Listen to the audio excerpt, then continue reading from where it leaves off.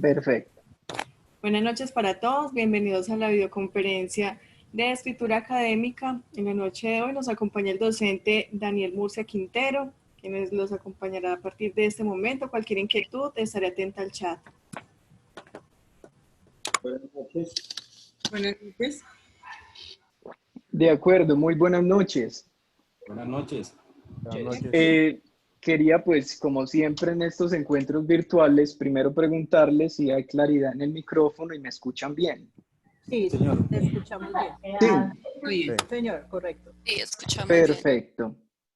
Entonces, de las 10 personas que estamos, pues hoy tendremos una sesión que pretende, de alguna manera, darles el inicio en este ejercicio tan importante que es entender el mundo académico desde la escritura. Entonces, lo que voy a hacer inicialmente es que les voy a poner por acá la pantalla donde se proyectan las diapositivas de la sesión y espero firmen si pueden visualizar. Sí, se puede ver bien, perfecto. Sí, Sí, profesor. ¿Sí? ¿Sí? ¿Bien? bien. Perfecto. Bueno, entonces, para no gastar más tiempo, les cuento un poco de, digamos, la trayectoria de quien guía el proceso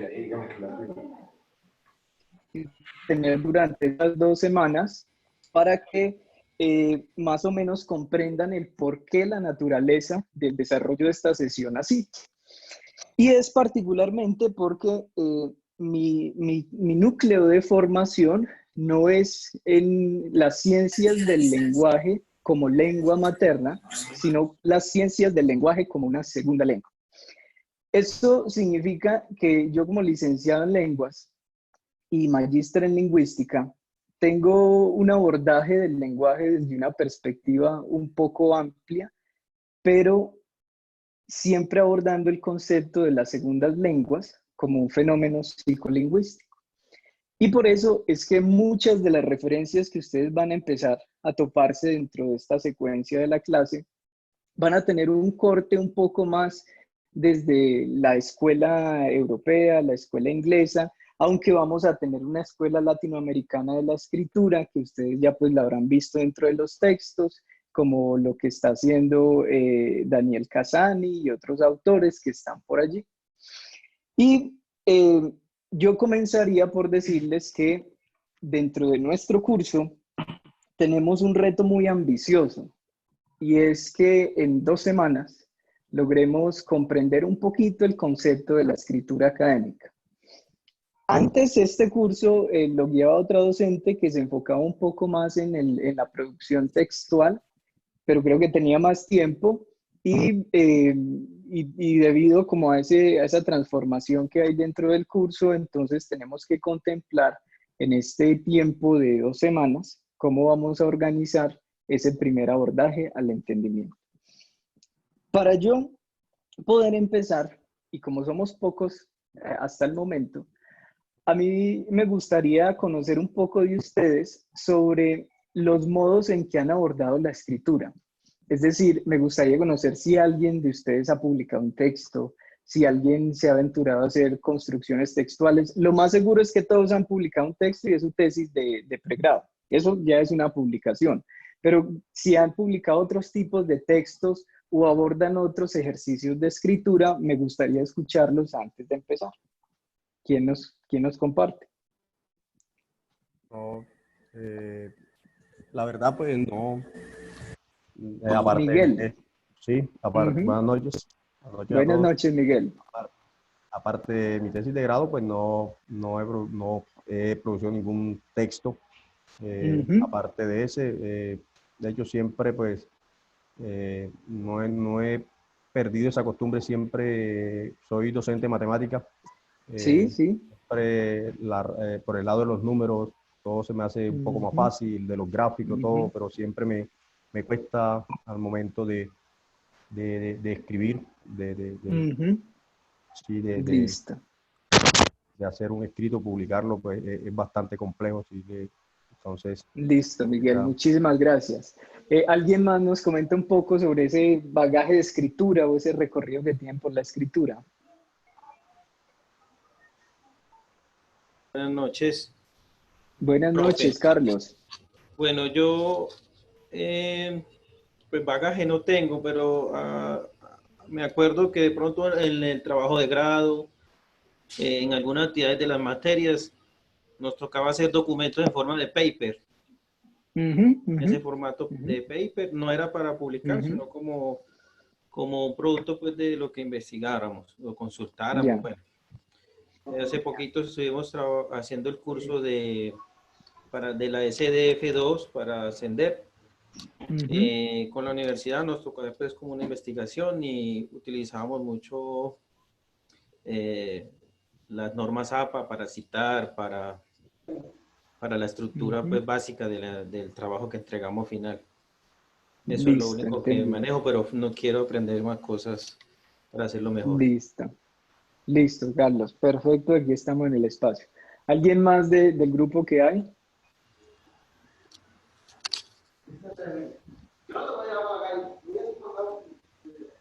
Ya Sí, somos un buenas poco noches. más. Sí, buenas noches. Sí, mi nombre es Soleste Martínez. Un poco mi Celeste. experiencia en cuanto Sí. sí, mi experiencia en Ujú, cuanto a la parte escritural es que manejo acá en la comunidad en redes sociales un espacio noticioso de la comunidad, de un corregimiento donde soy oriundo y en la parte de poesía siempre he escrito algunas ujú, cosas. Ha sido como que ujú, mi única experiencia ujú. así, la parte escritural. Gracias. Ya, entendido. Entonces, sobre este nos habla un poco del género textual que puede abordar él desde la poesía y el resto del grupo ha mínimo, como he dicho, operado desde el campo de la escritura de una tesis de pregrado que en sí implica unos requerimientos, unas exigencias que tiene la escritura académica. Ahora, cuando uno pasa a la formación posgraduada, empieza a contemplar que existe una necesidad latente de difundir la información que se encuentra y que pues muy seguramente ustedes dentro de la construcción de su proyecto de grado van a tener que abordar la escritura académica y por eso este curso tiene como propósito comenzar a hacer ese recorrido inicial. Entonces les doy la bienvenida a este curso de escritura académica hoy con la sesión que es, que es sincrónica y vamos a comenzar en la sesión de hoy a trabajar el concepto de los objetivos.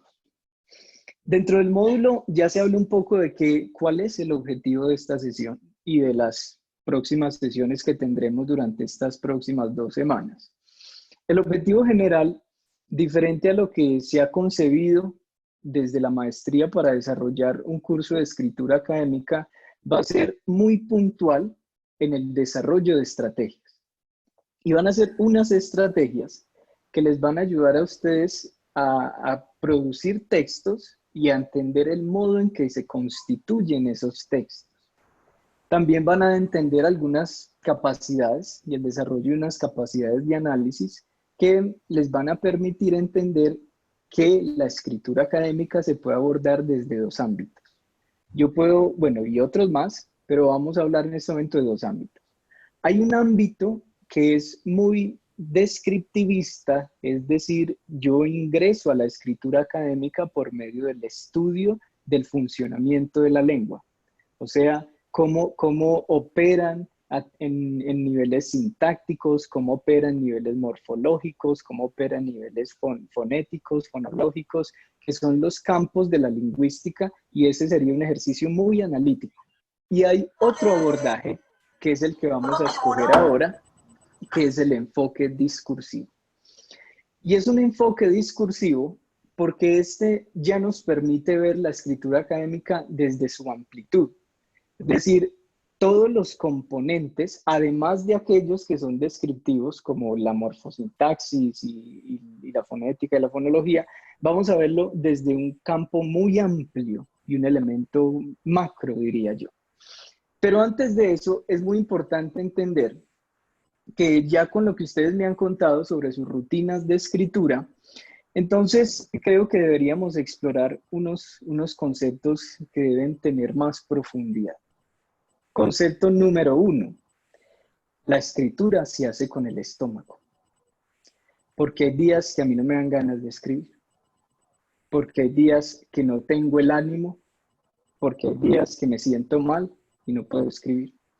Además, porque, como Oreste nos puede comentar, la poesía también se escribe a partir de las emociones. Yo la reflejo a partir del estómago, pero si ustedes pueden hacer la metáfora de relacionarla con un corazón, esa es otra forma de concebir el proceso de escritura.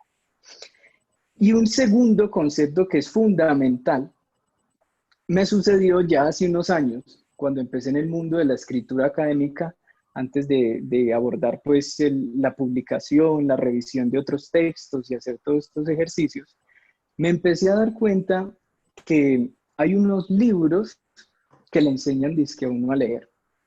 Y yo me pasaba por las librerías y había unos libros así bien gruesos que dicen, aprenda a leer.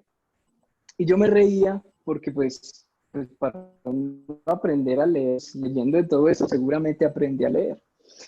Y así me voy dando cuenta que es que también el proceso de concebir Pareto es del 10% lo dedico a leer y el 20% lo dedico a escribir. No sé si ustedes han notado que cuando van a escribir un párrafo cortico, tienen que leer y releerse y volver a leerse y ahí sí escriben. Y eso es lo que desmotiva bastante, porque uno dentro del proceso de escritura dice, llevo 3 horas escribiendo 2 párrafos y me he gastado todo este tiempo leyendo todo eso para poder escribir. Y muchas veces los escritores empiezan a concebir que ese tiempo que se invierte en la construcción del texto es un tiempo que se está perdiendo, porque creen que solamente ellos son los que se gastan tanto tiempo escribiendo. Y van a entender, por ahí estaba leyendo algo de García Márquez que decía, yo no puedo volver a leerme un libro mío o volver a revisar un texto porque ya tengo un lápiz corrigiendo.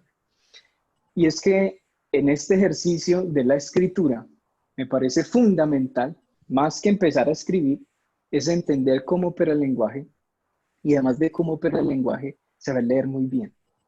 Si yo sé leer muy bien, puedo llegar a escribir. ¿Bien? ¿Cómo vamos hasta acá? Bien, preguntas. Si alguien tiene preguntas, puedo activar el micrófono y comenzamos. Aunque al final vamos a tener una sesión de preguntas, pero si no, seguimos. Sí, profesor, buenas noches. Buenas noches, Víctor. Un placer. Disculpe, llegué un poco retrasado porque tuve convenientes para contarme, pero ya estoy Bueno, aquí. perfecto. Pero ya estamos conectados. Perfecto. Sí, yo quisiera comentar algo. Recordé cuando mis días de la universidad. Sí. Yo tuve una experiencia que me marcó escrituralmente. Sí. Sí. Y hace referencia a que el profesor que nos daba, no recuerdo ahora mismo la asignatura, él nos decía, para escribir utilicemos mucho los sinónimos. Eso a mí nunca se me olvidó.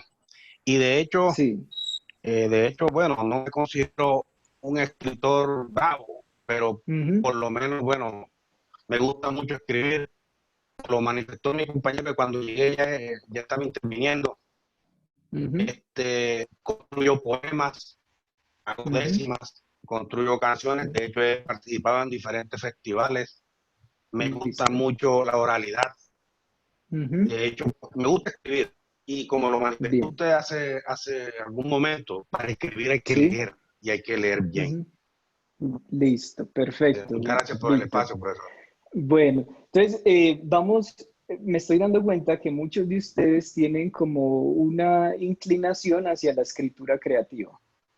Y vamos a entender, por eso es fundamental comenzar todos los procesos de escritura desde el entendimiento de cómo se compone otros tipos de escritura, como en este caso la escritura académica. Entonces, para entender cómo opera este curso, vamos a entender que este ejercicio va a tener dos procesos. Vamos a tener algo que se llama unas consideraciones macroestructurales, las cuales vamos a desarrollar durante esta semana. Y vamos a tener unas consideraciones microestructurales que se anticipan desde la sesión que tenemos el viernes en adelante hasta que acabe el curso. Las consideraciones macroestructurales van a ser aquellas de la forma, la estructura y cómo se configura la escritura académica. Y las consideraciones microestructurales van a ser las que se relacionan con este tipo de cosas. Por ejemplo, el manual de escritura dentro de la normativa APA 7, que es el nuevo manual del 2020, con las actualizaciones respectivas frente a qué se utiliza dentro de la escritura académica y sus actualizaciones en términos de dispositivos, marcadores discursivos, conectores, todos esos elementos que son micro dentro de los procesos de la escritura. Y entonces, por eso vamos a tener 2 ejercicios sobre los elementos macro y 2 ejercicios sobre los elementos micro, ¿sí? No vamos a lograr hacer un texto, o sea, vamos a construir pedazos de texto, pero el propósito, como ya lo vieron en el objetivo, es desarrollar estrategias que ustedes puedan utilizar para su construcción de textos, porque en 2 semanas no aprendemos a escribir. Ya decía que llevo 80 años y no he aprendido a escribir. Una de las cosas que vamos a terminar de consolidar con ustedes es la conciencia metalingüística. La conciencia metalingüística, en unos términos de unos trabajos que hemos hecho en investigación, implica el cómo es capaz de identificar el cómo opera el lenguaje. A veces uno utiliza su lengua materna y no es consciente de cómo utiliza su lengua materna. No es consciente de las estructuras que normalmente utiliza, no es consciente de los textos que normalmente habita y el cómo escribe. Por eso, fundamental, saber leer, fundamental, tener conciencia metalingüística de cómo opera su sistema lingüístico.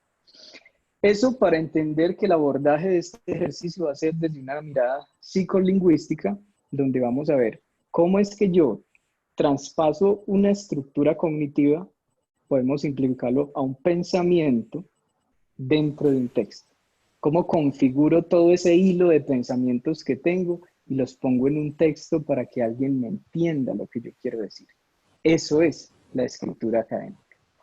Y frente a eso, entonces, para la sesión de hoy, vamos a hablar un poquito de eso que ustedes ya pueden abordar en el texto de Castelló, que está ahí en el módulo de lecturas, que ella denomina la narrativa de la construcción. Esa narrativa de la construcción nos habla a los que nos gusta escribir o a los que les gusta entender cómo funciona la escritura, el cómo se debe hacer, cuáles son los pasos, por dónde vamos y cómo se constituye ese discurso o ese texto académico. Y que definitivamente, como ya hablamos un poco, como nos habló Víctor, el tema es leer para escribir. Tenemos que leer definitivamente para poder escribir, ya lo ha dicho mucho Daniel Casani en todas sus conferencias y sus estudios sobre la escritura académica. Entonces, el tema de la escritura académica parte de algo muy importante que se va a llamar el género. ¿Sí? Los géneros discursivos que están dentro de ese acrónimo que ustedes ven ahí, DAC, significa discurso académico científico. ¿Sí? El discurso académico científico es un género que vamos a abordar, pero antes de explicar qué es un género, pues ya vamos a determinarlo porque tenemos que consolidar 4 elementos que hay allí. El primer elemento que vamos a considerar, esperen, yo busco aquí, es el concepto de polifonía, ¿sí? Para eso tenemos que abordar todos esos textos de los rusos y lo que ha hecho Mijail Bakhtin desde el 28. Vamos a mirar una tipología textual sobre lo que significa el texto expositivo argumentativo. Vamos a hablar un poco sobre el registro formal especializado, que cuando uno está escribiendo le dicen, pero escriba formal, escriba académico, escriba neutro. ¿Y qué significa eso? Y no creo que nos dé el tiempo, pero en la próxima sesión podremos hablar un poco del tema del estilo, que es en sí un elemento microestructural. Eso de quitar o no el agente gramático. Puedo decir yo pienso cuando estoy escribiendo académicamente. ¿Será que yo puedo utilizar ese pronombre personal yo cuando estoy escribiendo en un texto académico? Eso es una discusión que hay que empezar a levantar desde este tratado del género que les traigo a ustedes para que discutamos de él. Bien, entonces,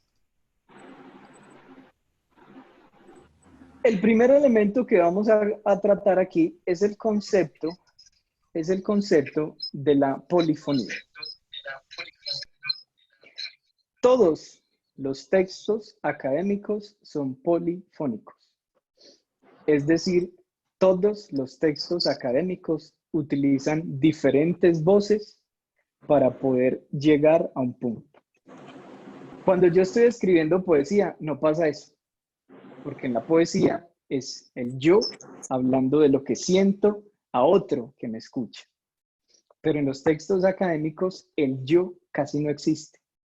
Existe aquel que dijo que, el otro dijo que, y aquel dijo que, y eso es lo que pongo dentro de una estructura textual. Eso tiene una intención, que son las que vamos a ver dentro de este tríptico que les tengo en pantalla. La primera intención de esto, déjenme yo saco aquí una anotación. La primera intención de esto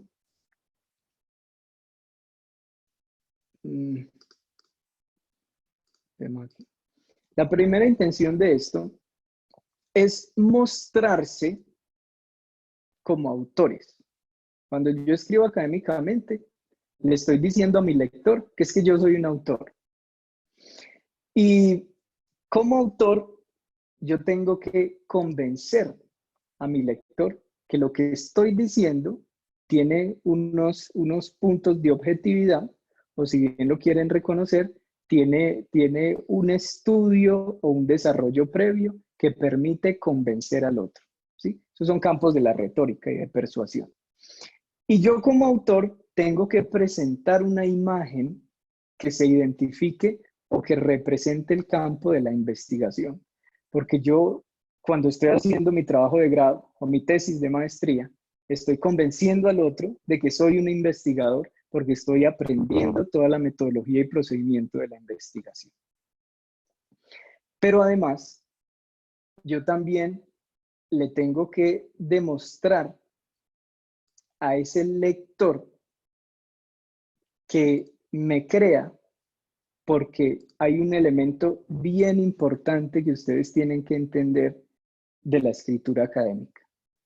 Cada vez que alguien me lee en escritura académica, me está evaluando. Eso no pasa en todos los textos. Cuando alguien lee poesía, la poesía se disfruta. La poesía se escucha, se siente bien. Pero no hay alguien diciendo, a mí ese verso no me parece, porque la rima del quinteto no cuadra dentro de la estanza 3. Y, normalmente eso no sucede. El que lee poesía disfruta la poesía.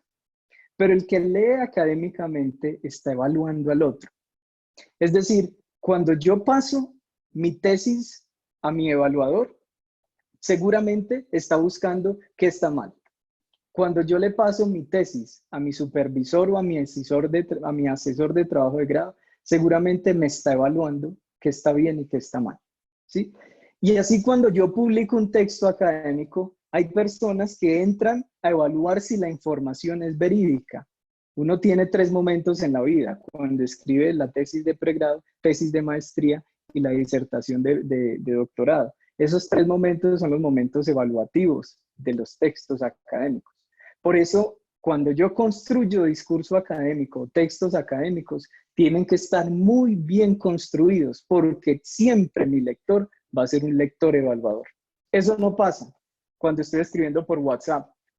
Cuando yo le escribo a alguien, bueno, hay unos que son muy pedantes y corrigen todo lo que pasa dentro del WhatsApp, pero normalmente cuando yo escribo por WhatsApp, las personas no me están evaluando cómo escribo. Cuando escribo mi tesis de maestría, sí me están evaluando cómo escribo.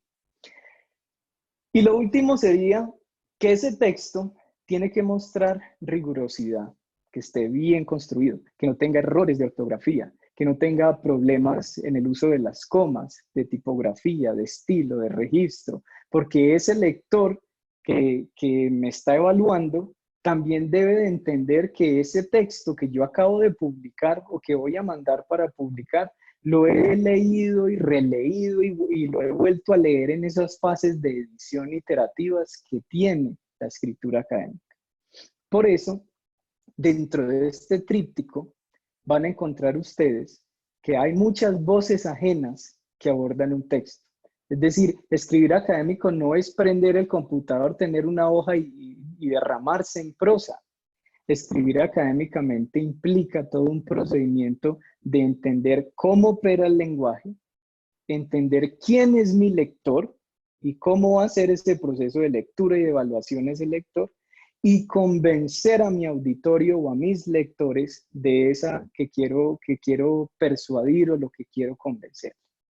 Bien, paremos aquí un poquito y les pregunto, ¿cómo van? ¿Se entiende? ¿Hay dudas? ¿Preguntas?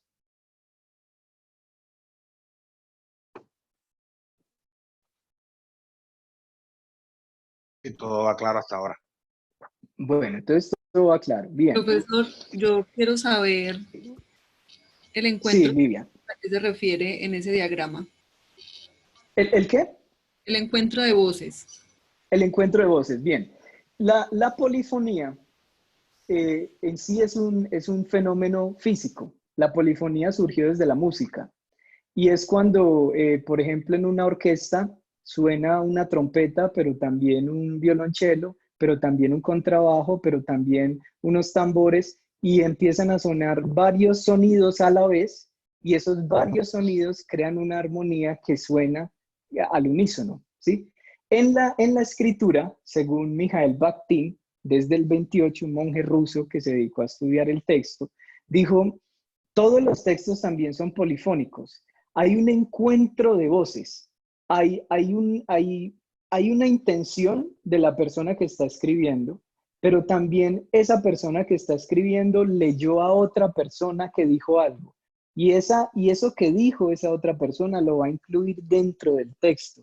Y entonces empieza uno como a cortar una cantidad de retazos de otras voces, de otros autores, y se van a dar cuenta ustedes que cuando estén construyendo su tesis, la tesis es una cantidad de voces de una cantidad de autores que ustedes han leído y que están metiendo dentro de ese texto para que finalmente salga una propuesta que busca o levantar teoría o explorar un fenómeno o describir y caracterizar un fenómeno. No sé hasta dónde van a llegar ustedes con su trabajo.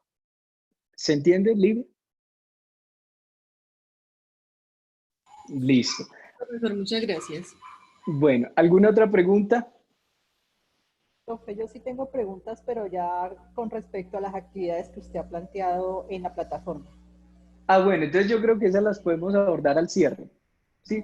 Vale. Porque digamos, en la medida en que vayamos avanzando en esto, vamos a entender las actividades, ¿sí? O sea, para entender las actividades tenemos que abordar esta parte teórica de lo que implica la escritura académica. Vale, listo, profe. Profe, una pregunta. Sí. Cuando hablan de ese encuentro de voces, ¿hasta qué punto es pertinente uno tomar un montón de autores y crear su texto para que no digan, ah, bueno, es que mi texto es como copiado de un montón de gente y no es como propio? ¿Hasta qué punto yo digo, eso es pertinente hacerlo? ¿Tomo solamente unos cuantos o se vale hacer de muchos porque he leído varios? ¿O cómo yo sé que no cometo como error con esto? Bueno, Viviana, mira, en la escritura académica, que esto vamos a hablar el viernes, en la escritura académica es fundamental tener que respalden mi intención. Si yo me pongo a escribir un texto académico desde mi propia perspectiva, estoy cometiendo un error de coherencia que ya es lo que vamos a entender con tipología textual. Los textos académicos necesitan soporte de diferentes autores. Los textos académicos deben tener como norma varias voces incluidas para que en esa pesquisa logren identificar como que todos van en una misma ruta. Ahora el problema es ¿cuál?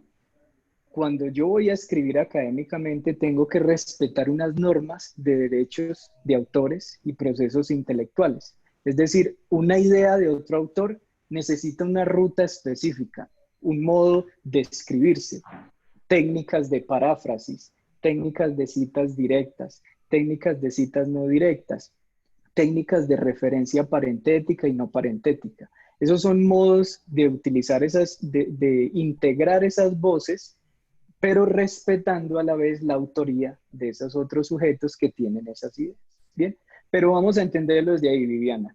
El texto académico es la reunión de varias voces, o en otras palabras, ya les puedo decir a ustedes, el texto académico es una polifonía. Gracias, sí. Bien. Bien. Entonces, ya conociendo la importancia del auditorio, de quien me lee, de cómo me proyecto yo ante un público, de cómo se debe ver un texto, vamos a empezar a enfocarnos un poquito sobre los modos en que se debe configurar un texto académico. Y por eso vamos a hablar de tipologías textuales. ¿Sí? Y vamos a hablar de la tipología textual. Voy a ver cuánto tiempo tengo para extenderme mucho, ¿no? Sí, podemos hablar un poquito del tema. Vamos a hablar de las tipologías textuales desde ese recorrido que ha tenido el estudio del lenguaje. No me puedo detener mucho, pero en toda la escuela griega del estudio del lenguaje, desde lo que habló Platón y Aristóteles y Sócrates, tienen una concepción de que el lenguaje se estudia desde algún arte que ustedes de pronto lo conocen como la retórica. La retórica clásica aristotélica habla del arte de convencer, y el arte de convencer con palabras. Y ese modo de construir la propuesta del lenguaje lo empiezan a madurar otros autores, como por ejemplo Quintiliano, con algo que él va a denominar el ars benedicendi, el arte del buen decir. Y desde el arte del buen decir, Quintiliano nos explica que hay unos modos de convencer a otras personas a partir del cómo digo las cosas. Y entonces empieza a evolucionar los estudios del lenguaje hasta eso del 14, 16, cuando la lingüística se consolida como una ciencia, que de pronto habrán escuchado a Ferdinand Saussure, que habla de que todas las lenguas tienen algo que se llama un significado y un significante, y que por medio de eso yo puedo estudiar cómo opera el lenguaje.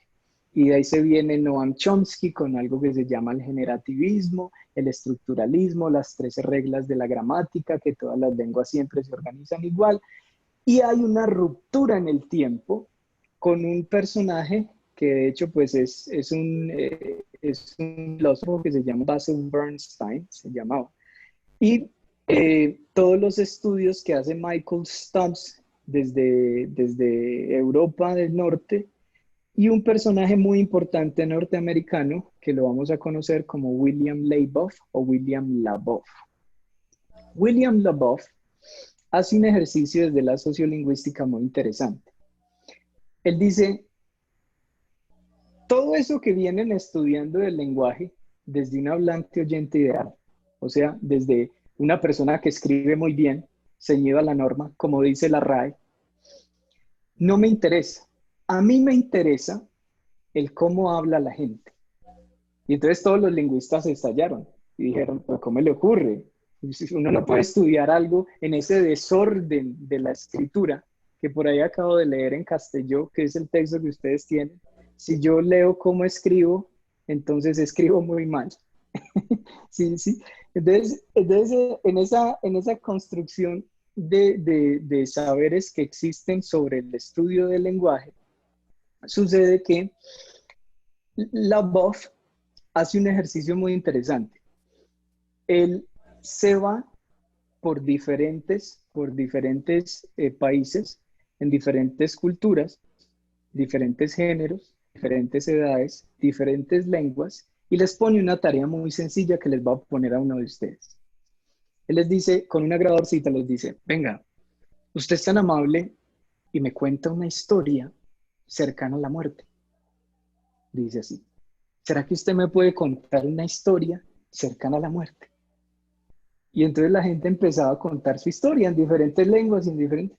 Entonces, yo le voy a pedir el favor a uno de ustedes. ¿Quién levanta la manito y nos cuenta una anécdota en un minutico o menos de algo que le haya pasado como una experiencia cercana a la muerte o algo que le haya pasado a alguien que estuviese cercano a la muerte? ¿Quién nos apoya ahí? Yo, profe. Jorge Gómez. Jorge. ¿Qué más, Sí. Jorge? ¿Cómo ha estado? Muy bien, Jorge. Entonces, Sí. si todos escuchan a Jorge, por ahí algunas Sí. voces que digan, sí. Sí. Listo. Bien, Bueno. Jorge. Entonces, cuéntenos pues anécdota que no sea más de 2 minutos. Cuéntenos esa anécdota, a ver, cercana a la muerte. Bueno, no, pues en una ocasión viajando para la universidad, iba en la Ujú. moto y entonces estaba mojada la vía y se me resbaló y luego venía un camión cargado de madera, con mucha madera y entonces me resbalé, caí y el camión pasó por encima de la moto. No tengo todavía, digamos, como la explicación de cómo salí de la moto porque quedo a 3 metros del camión por fuera de la vía, como si hubieran levantado de acá del cuello y me hubieran jalado. Y la moto, Sí, pues, sí. la moto pérdida total porque el camión arrasó con ella y se la llevó muchos metros, ¿ya? Entonces, Sí. pienso que ahí fue como una salvación, pues no le he podido entender hasta el momento, porque no sé, Sí. generalmente uno queda en la moto cuando uno cae. Sí.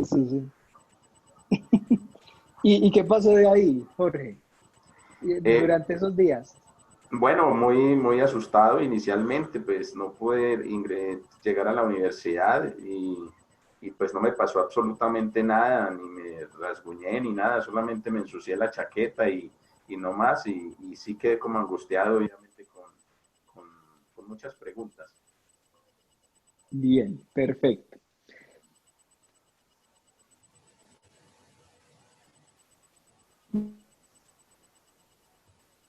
Bueno, entonces, en sus estudios de la sociolingüística, fue pedirle el favor, espere que se está cayendo un poco la red. ¿Me escuchan? ¿Sí? Sí, profe. ¿Sí? Bueno. Entonces, les iba contando que lo que nos cuenta Jorge es lo que les contaban los sujetos de estudio a William Leiboff cuando él les decía, venga, cuénteme una historia ritualística, cuando usted se graduó, cuando usted se casó, cuando tuvo su primer hijo, o una experiencia cercana a la muerte.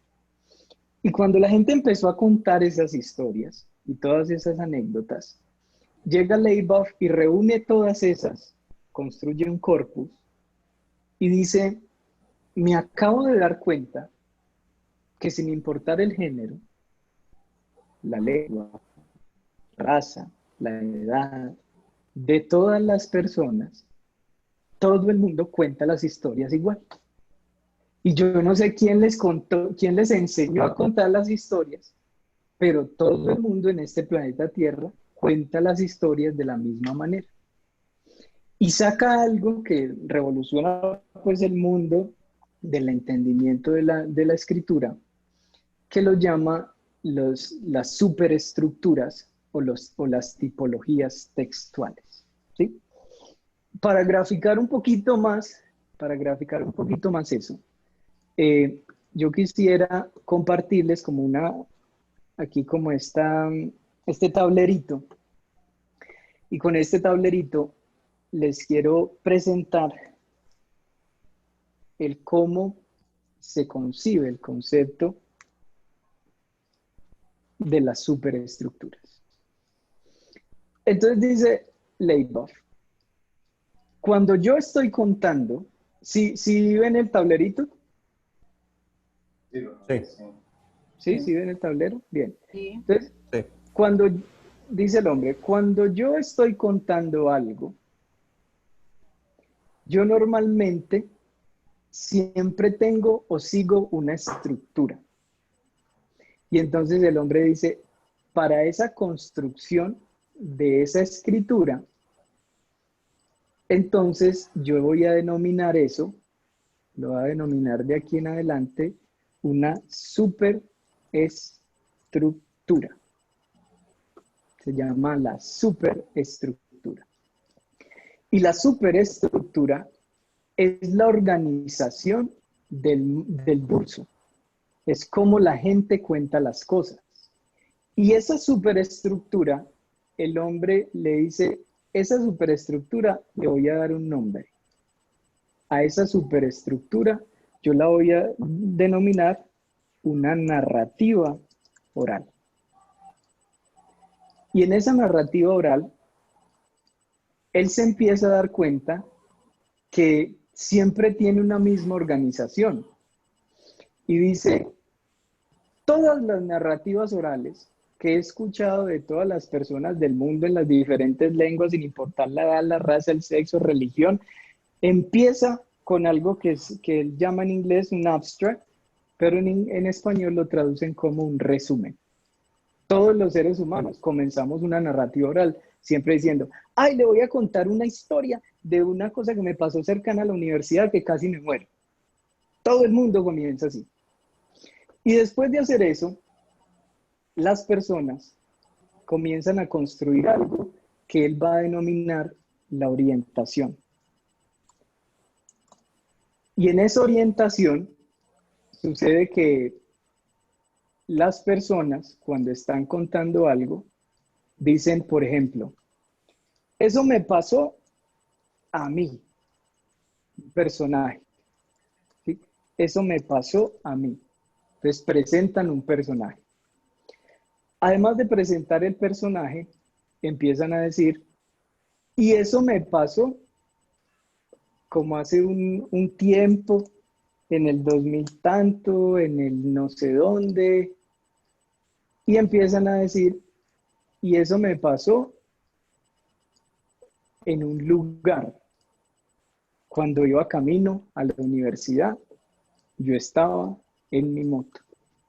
¿Listo? Y pasado de eso, comienza a suceder algo muy interesante en todas las narrativas orales que se llama la acción complicante. Esa acción complicante es el momento que cuando utilizan un género que se llama el cuento, lo denominan el nudo. Es esa parte de la historia donde todo el mundo pone atención y donde uno dice, y entonces se me resbaló la moto y me caí. Y ahí es donde todo el mundo dice, ven, ¿y qué pasó? Y me pasa un camión por encima, y entonces ahí hay una acción, es como el punto cúspide de tensión dentro de las narrativas orales que siempre están, siempre están. Y pasado eso, sucede algo que vamos a denominar, desde la perspectiva de Leibov, la resolución. Y ya uno dice, y no me pasó nada. Yo no sé por qué no me pasó nada, pero ese camión pasó por encima, pero después de todo eso, pues no pasó absolutamente nada. Pasada la resolución, sucede algo dentro de la narrativa que la vamos a denominar la evaluación. Y yo me levanté, yo realmente no sé qué pasó, eso es como una salvación, algo pasó allí. Y después de eso, los seres humanos que utilizamos este sistema lingüístico, hacemos algo que se llama la coda. Y la coda es, pues uno queda como que asustado, uno no entiende por qué la vida, las cosas se pueden pasar así y la vida se pierde en cualquier momento y uno estando bien y le pasa eso y todo se transforma, ¿sí? Miren lo que acabamos de construir. Eso que acabamos de construir se va a llamar la superestructura de la tipología textual narrativa. Y estos elementos pequeñitos se llaman macroestructuras o macroproposiciones, mejor. Las macroproposiciones analizan el lenguaje desde los campos amplios, desde el discurso. Y pasa algo. Si yo, por ejemplo, venga, le ponemos otro color a eso. Si yo, por ejemplo, comienzo mi narrativa oral, si yo, por ejemplo, comienzo mi narrativa oral con una resolución, dicen, este está loco, porque cuénteme una historia, y yo comienzo, me pasa un camión por encima, yo no sé por qué la vida es así, pero todo lo que me ha pasado me ha transformado. Si uno comienza una historia así, o una narrativa oral así, le van a decir, usted es incoherente, o usted tiene como algún problema. Si yo no sigo la superestructura de un texto, como la que les estoy presentando acá, entonces la gente no me va a entender. Es así de sencillo.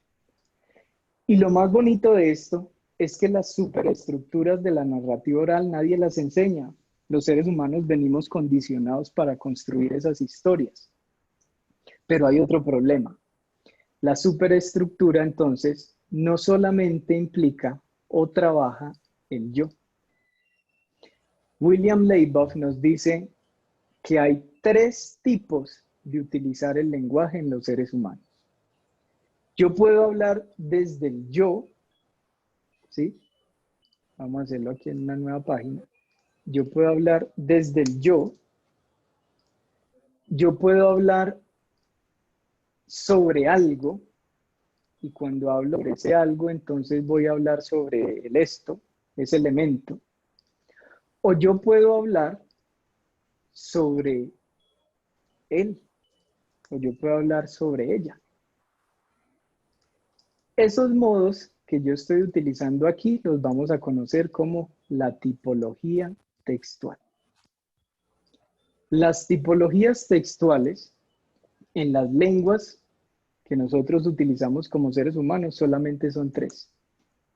Hay una tipología textual narrativa. Esa es la primera, la más fácil. Por eso en el colegio a los niños siempre le empiezan a trabajar narrativas. La segunda tipología textual es la expositiva.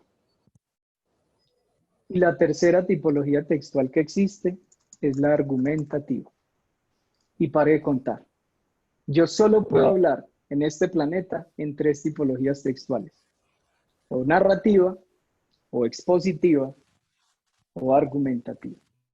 Que sí, que es que hay una tipología textual que se llama la descriptiva. No, la descriptiva es una combinación de exposición y narración. Que no, que es que hay otro tipo de... No, no busquen. Hay 3 tipologías textuales dentro de nuestro sistema lingüístico y no hay más. Son esas 3 formas que utilizamos para comunicarnos. Muchas veces las personas confunden la tipología textual con el género. Y entonces dicen, no, pero es que yo estoy hablando en género argumentativo. No, no, no, eso no existe. El género es un modo, ya lo vamos a abordar, es un modo de abordar lo que yo estoy comentando, el modo de traspasar mi idea, de dar a conocer mi pensamiento, pero yo puedo utilizar un género en diferentes tipologías. Demos un ejemplo de eso. Yo puedo contar una historia de terror en el género de terror desde la narrativa. Yo le puedo contar a alguien qué me pasó dentro del género de terror. Pero también le puedo contar a alguien o le puedo exponer lo que pasó dentro del género de terror. O también puedo argumentar dentro de un género del terror. ¿Sí? Yo también puedo, por ejemplo, hablar del género de composición textual como un ensayo. Yo puedo hacer un ensayo narrativo. Yo también puedo hacer un ensayo argumentativo. Yo también puedo hacer un ensayo expositivo. ¿Sí? Pero, por ejemplo, cuando a mí me dicen, usted tiene que construir una tesis, usted tiene que construir una tesis. Yo esa tesis no la puedo hacer desde la narrativa. Yo no puedo decir, aquí en este texto yo les voy a contar qué me pasó. Me vine leyendo una cantidad de textos y primero comencé en mi casa a buscar unos libros. Eso no es un modo de contar. Yo probablemente puedo hacer una tesis como género textual dentro de la tipología textual expositiva. El siguiente texto les presentará mi recorrido por el análisis sobre el campo de los estudios de la educación. O yo también puedo decir que puedo hacer una tesis como género textual dentro de la tipología argumentativa. Y yo puedo decir, el siguiente documento argumenta desde una perspectiva de Bakhtin cómo la intertextualidad y la polifonía son necesarias dentro de la escritura académica. Bakhtin, 1928, argumenta que es necesario bla, bla, bla, bla, bla. ¿Sí ven? Es decir que cuando yo escribo, tengo que ponerle cuidado no solamente al género y a las palabras que utilizo. Cuando yo construyo una tesis, tengo que ponerle cuidado a mi lector, a la imagen que proyecto y a la tipología textual en la cual yo escribo ese texto. Porque si yo me pongo a escribir narrativas en mi tesis, estoy cometiendo un error discursivo. Y seguramente le van a rechazar la tesis por cómo se escribe. ¿Bien? ¿Cómo vamos?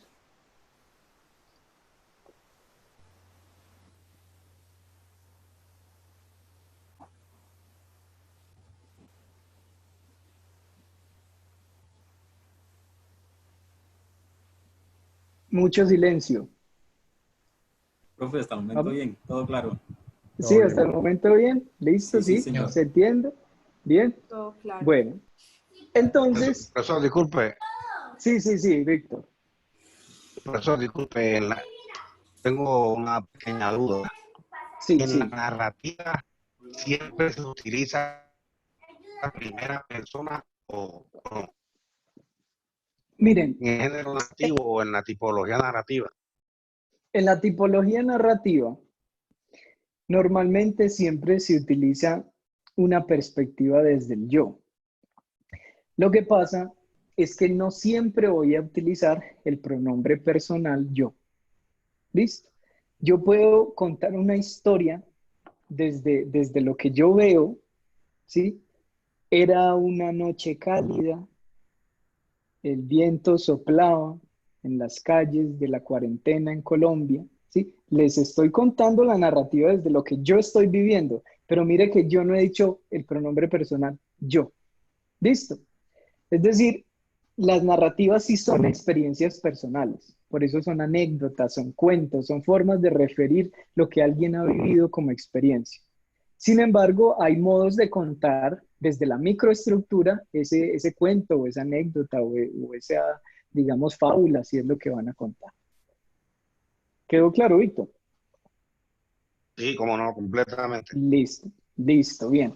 Entonces, aquí en las diapositivas, no sé, Lady, no sé cómo se monta o cómo les hago llegar a ellos las diapositivas, pero pues ahí están y yo se las enviaré a ustedes para poder montarla en la plataforma, si ellos la Sí, requieren. profe, se envía al correo de Univirtual para que desde allí ellas puedan subir la diapositiva a la plataforma. Listo, perfecto. Entonces, lo que yo diría es... Listo. Entonces, William Leiboff y esta adaptación que hace Adam en el 87 nos presenta esa superestructura narrativa lineal. Nos dice, hay un resumen, después una orientación. El PN significa microproposición, o sea, una cantidad de palabras y textos que hay ahí, y de oraciones y de párrafos. El sentido de eso se llama la microproposición.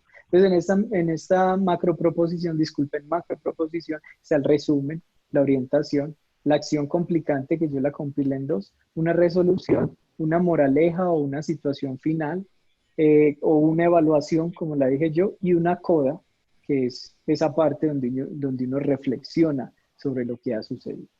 Bien, yo me gasto buen tiempo explicándoles a ustedes sobre la superestructura de la narrativa, para que ustedes entiendan que ustedes no van a utilizar esa tipología.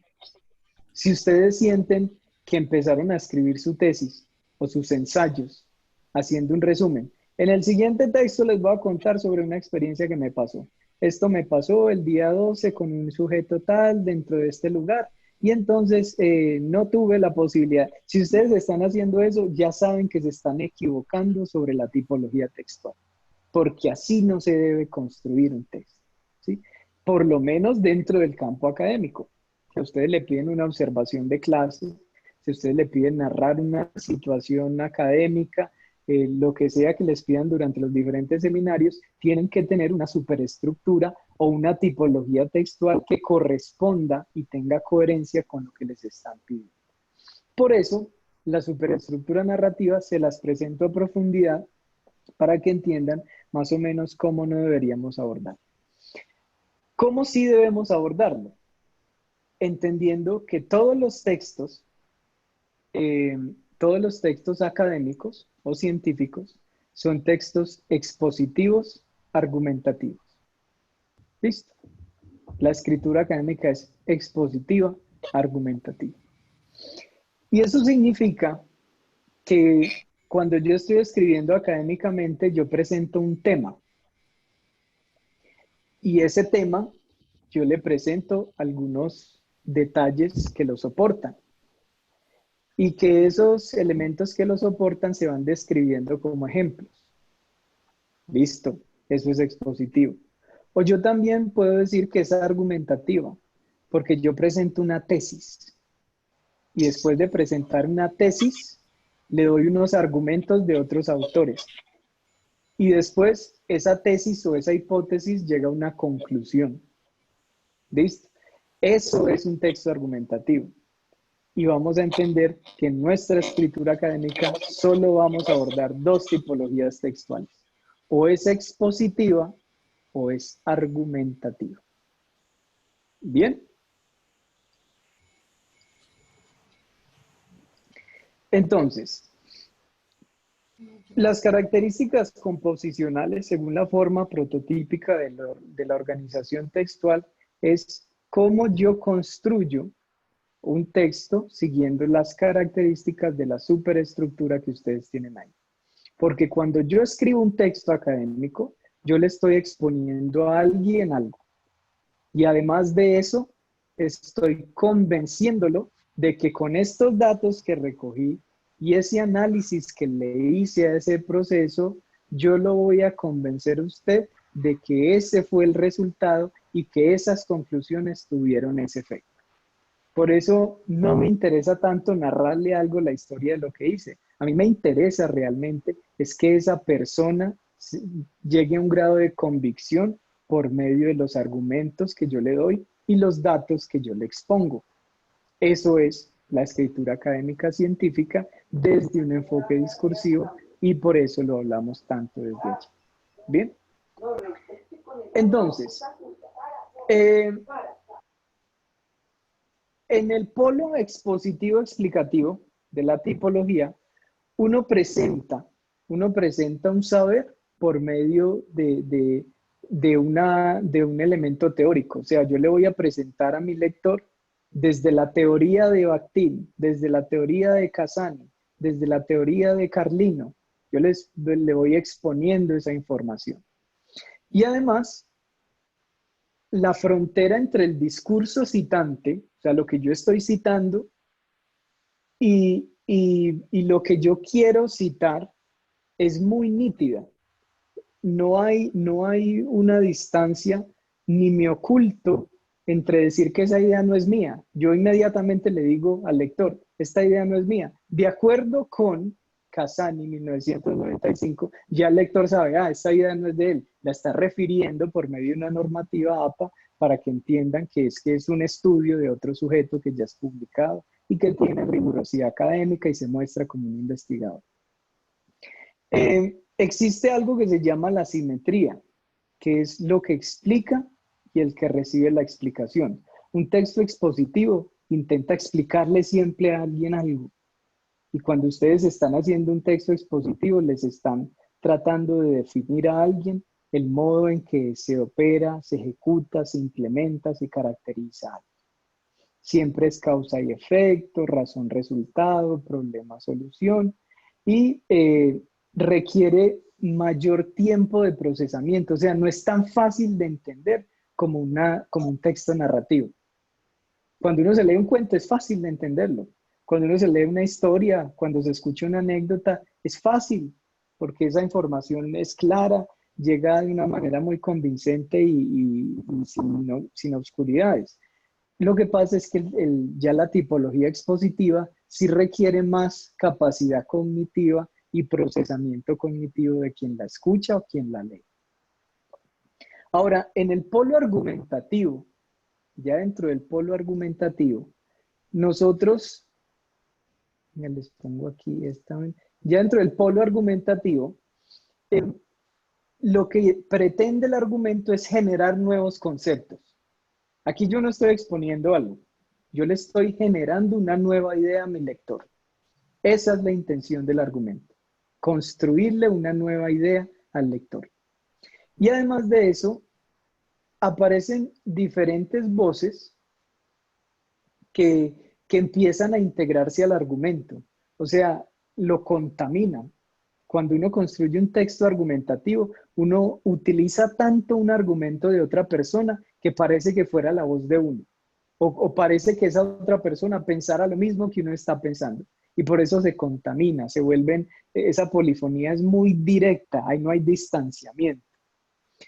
Y además, uno en la argumentación puede abordar la emocionalidad, que llaman el pathos del texto. O sea, cuando yo estoy haciendo un argumento, ya ustedes lo verán en el Congreso, yo le pongo mi emoción y yo utilizo la prosodia y todas las estrategias retóricas para convencer a alguien que por medio de este argumento voten o no voten por mí, voten o no voten por ese proyecto de ley, ¿sí? El Congreso de la República es un muy buen ejemplo de una tipología textual argumentativa donde se utilizan voces, datos, fechas, situaciones para poder añadir y contaminar lo que uno está diciendo y convencer o persuadir a los otros. ¿Bien? Y hay unas relaciones lógicas entre medios y fines, ventajas y desventajas, problemas y solución, propuestas y no propuestas, ¿sí? El discurso político es muy frecuente en eso. Bueno, un discurso político novato, que es: yo les prometo que si ustedes votan por mí, haré esto para que les solucione esto. Y les prometo que haré esto para que les solucione esto, ¿sí? Ese discurso que es muy incipiente dentro de la política, dentro de la tipología textual argumentativa, dentro del género que se llama epidíctico, que son los debates políticos, siempre utilizan la propuesta o el problema y la solución, la ventaja y la solución, ¿sí? Y definitivamente la argumentación requiere mucho más tiempo que toda la otra cantidad de textos, ¿sí? No es tan fácil entenderla. Por eso la gente se duerme viendo el canal del Congreso, porque escuchar a alguien dando un debate o presentando los argumentos es mucho más difícil de procesar que un texto narrativo. La argumentación es el nivel más alto de construcción textual y uno se puede demorar muchos años en el estudio de la argumentación y mejorando su técnica de argumentación. Cuando ustedes construyen su tesis, van a tener que aprender a argumentar y utilizar soporte de diferentes voces para convencer a mi asesor y a mi evaluador de que lo que yo encontré tiene un propósito, ¿sí? Ese es el modo de hacer esas construcciones. Bien. Entonces, le borro esto de acá. Entonces, ahí en pantalla tienen ustedes un texto. Yo quisiera preguntarles a ustedes, ¿será que ese texto expone o argumenta? ¿Quién nos hace el favor de leerlo?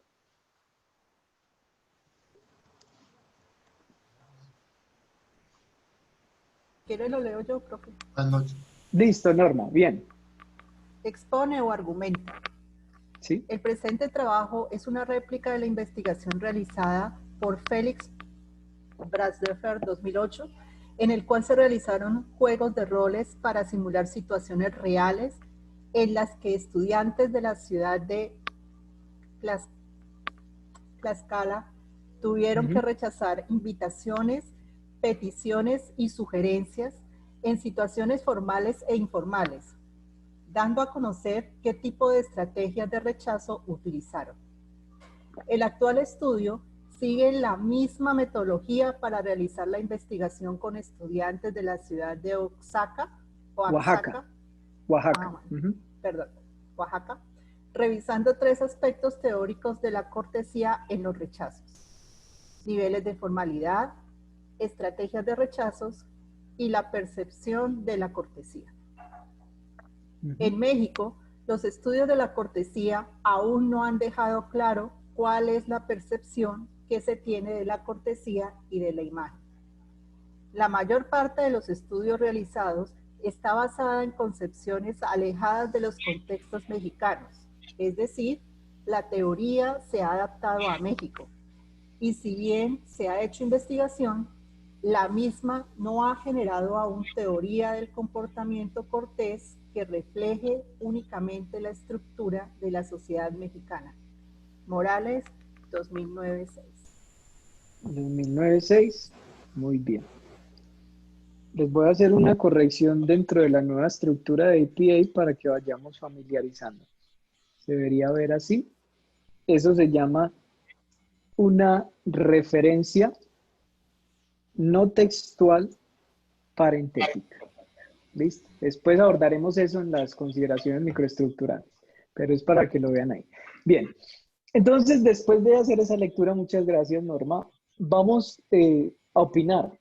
¿Será que la tipología textual de ese texto es expositiva o es argumentativa? Expositiva. ¿Por qué, Lidia? Porque está contando simplemente lo que pasó con el estudio y cuáles son como los resultados de ese estudio, pero no muestra realmente cuáles son esas secuencias argumentativas que soportan las conclusiones que está mostrando ahí. ¿Dónde hay conclusiones? En el último párrafo. El último párrafo. Sí, donde dice que en México aún no hay una teoría que diga, ¿cierto?, en qué consiste la cortesía y otras consideraciones sobre ese mismo tema. De la imagen. Ajá, Bueno. Bueno, ¿alguien tiene una posición diferente a la de Lidia? Pues podríamos, o sea, yo quisiera como tener un poco más de claridad. En la argumentativa se citan autores, ¿cierto? Se citan para basarse, para poder escribir. Eso es lo que no tengo muy claro ahí. Mira, la citación es un dispositivo o una estrategia de la polifonía, ¿sí? Y la citación puede ocurrir tanto en la tipología expositiva como en la tipología argumentativa. Puede suceder en los dos campos. Lo que pasa es que cuando yo la presento o hago una citación dentro de la tipología expositiva, yo simplemente presento lo que dice el otro autor. Cuando yo utilizo una citación dentro de la tipología argumentativa, yo cito la idea de ese autor y además utilizo lo que ha dicho para poder convencer o añadirlo a mi idea. ¿Sí ves la diferencia? Sí. En las dos se puede hacer citación, pero yo en la argumentativa utilizo esa idea para soportar o para criticar algo. ¿Bien? Eso es lo que sucede cuando estoy dentro de los dos campos. O sea que la argumentativa, fuera de hacer la citación, lo utilizo también para convencer mi teoría, por decir algo. Sí, o mi planteamiento.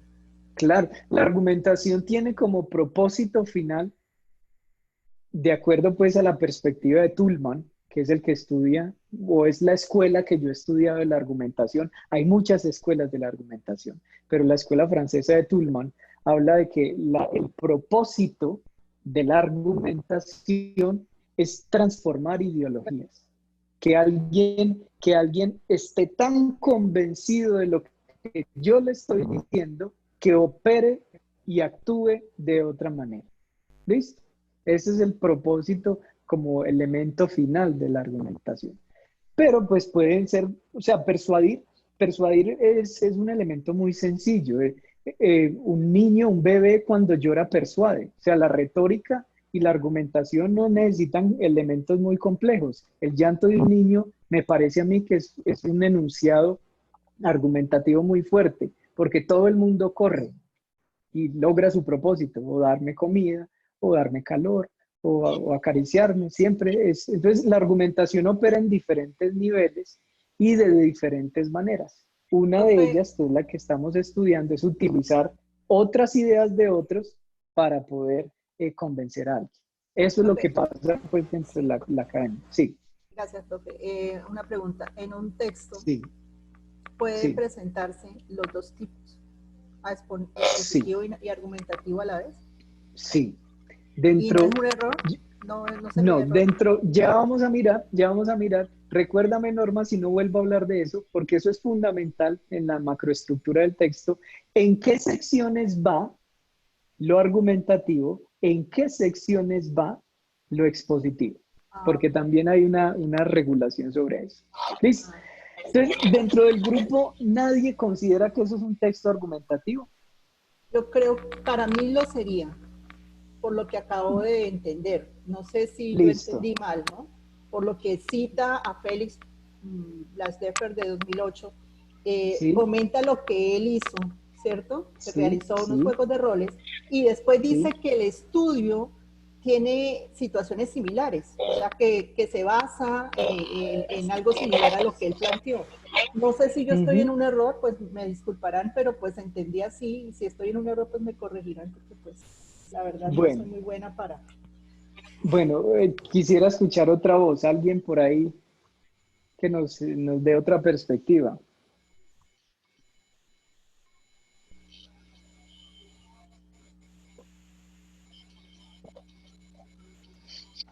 Bueno, entonces tenemos un texto que va a utilizar.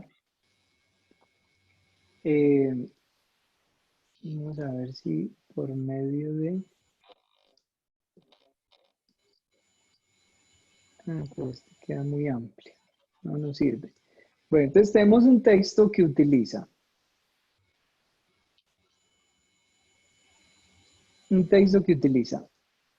unas citas. Esas citas presentan no realmente una idea. Miren que qué es lo que está presentando aquí el autor. Está presentando un procedimiento de investigación, ¿sí?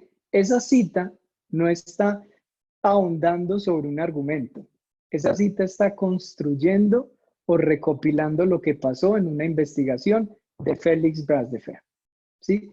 Y por lo tanto, esta cita como tal no está compilando aserciones ni argumentos, sino que está compilando simplemente un procedimiento o exponiendo un procedimiento que alguien utilizó como metodología para desarrollar su investigación, ¿sí? Definitivamente, desde esta sección que tenemos acá, estamos identificando que el sujeto o el autor construye un texto expositivo. Y después dice, después del punto nos dice, el actual estudio ya lo compara, o sea, aquí ya hay polifonía, lo que hizo el otro con lo que yo estoy haciendo, ya hay dos voces. El actual estudio sigue la misma metodología. Ahí yo no estoy argumentando, ¿sí? Yo ahí estoy diciendo, yo ahí estoy exponiendo y comparando las metodologías. Fuese diferente si yo este párrafo lo comenzara, por lo tanto, o es por esto, o debido a esto, como marcadores discursivos, se ha recurrido a la metodología que fundamenta nuestro proyecto Y, debido a, porque cuando yo empiezo a notar esos marcadores discursivos, yo ya empiezo a entender que la persona está argumentando. Así que pónganle mucho cuidado. Los marcadores y dispositivos discursivos y conectores también nos ayudan a entender si estoy dentro de una tipología textual, expositiva o argumentativa. Hasta el momento, todo esto que hay aquí es una construcción expositiva. Expongo algo que está sucediendo. Y entonces vuelve y hace. En México, ahí hay una frase preposicional que nos dice, nos pone en un lugar. Los estudios de cortesía aún no han dejado claro cuál es la percepción que se tiene de la cortesía y de la imagen. Esto es una situación actual. La mayor parte de los estudios relacionados está basada en concepciones, es decir, Ojo con ese, es decir, voy a explicar algo más. La teoría se ha adaptado a México y si bien se ha hecho la investigación, la misma no ha generado una teoría del comportamiento cortés, o sea, todavía no hay de esa información que refleje únicamente la estructura de la sociedad mexicana. Listo. En este texto no hay un argumento, solamente está presentando el vacío que hay. Sí, Lidia. Profe, pero yo siento que al final en ese párrafo no se dice explícitamente, pero se supone una tesis. Pues no hay realmente una argumentación como tal, pero uno podría decir que al final lo que está intentando es exponer una tesis. No, eso no es una tesis, Lidia. Eso se llama un nicho. O algo así, dentro de la escritura académica lo vamos a llamar un vacío textual. ¿Sí? Los vacíos textuales son comunes en la escritura académica. Y eso lo determina un sujeto muy importante para la escritura académica, que lo vamos a conocer como John Swale. John Swale nos dice que toda la escritura académica sigue un modelo o utiliza un modelo que es el modelo de Creating a Research Space, crear un espacio de investigación. Ese modelo de la escritura académica habla de 3 movimientos estructurales. Yo establezco un territorio, digo, voy a estudiar sobre algo, de ahí presento un nicho. Ese nicho es un vacío, algo que no se ha ocupado. Por ejemplo, en ese caso, no hay suficientes estudios sobre la cortesía. Y después de presentar ese vacío, entonces construyo algo que se va a llamar el tercer movimiento estructural o la ocupación del nicho. Por eso deberían existir, o esta investigación propone hacer un resultado o un estudio sobre las investigaciones del discurso en México para llenar este vacío, ¿sí? Eso es lo que hacen normalmente los textos expositivos. Proponen un territorio, algo que sucede, establecen ese nicho o ese vacío y ocupan ese nicho. Eso se va a llamar los movimientos estructurales del texto, que es más o menos lo que propone John Swale dentro de su trabajo del modelo de creación de textos expositivos en el género académico. Entonces, ahí, por ejemplo, yo delimito el territorio, digo cuál es la centralidad del tema, hago unas generalizaciones, reseño las investigaciones que hay en mi estudio. Después de eso yo creo el nicho, digo no estoy de acuerdo o digo no existe, por lo tanto hay un vacío, es necesario hacer esto y entonces empiezo a utilizar una escuela, por ejemplo los estudios de y ocupo el nicho por medio de propósitos, anuncio la investigación, qué es lo que incluye, digo si hay resultados, si hay hipótesis, si hay elementos de otros estudios que lo puedan ocupar. Y normalmente eso es la forma en que se estructura la escritura académica. Ahora, la pregunta que nos había hecho Norma es, bueno, y entonces los dos van ahí dentro, los dos tipologías textuales van ahí dentro de una tesis o de un artículo académico. Sí. Sucede que dentro de la escritura académica vamos a tener un modelo que se va a llamar el modelo INRAD. Ese es el modelo que condiciona todas las propuestas académicas. El INRAD es un acrónimo en inglés que nos dice que todos los textos académicos van a tener una introducción, van a tener una metodología, van a tener unos resultados, la A es de and, la conjunción del inglés, y van a tener unas discusiones, ¿sí? En español lo pueden conocer más como el método IMRD. Introducción, metodología, resultados y discusiones, ¿sí? Ese modelo IMRD lo van a utilizar ustedes en la construcción de sus proyectos de grado. Porque cuando ustedes comiencen a hacer su proyecto de grado, le van a pedir una justificación. Lo vamos a entender como una introducción. Y esa justificación va a tener una primera parte donde van a hablar de las investigaciones que se han hecho, después de eso el vacío que existe y después de eso ¿Cómo ocupan ustedes ese vacío? ¿Cuál es su propuesta para desarrollar esta investigación? Eso va a estar dentro de la introducción. La introducción puede tener 3 capítulos, 2 capítulos, según cómo se los vayan a pedir a ustedes. Y de ahí tendremos una metodología.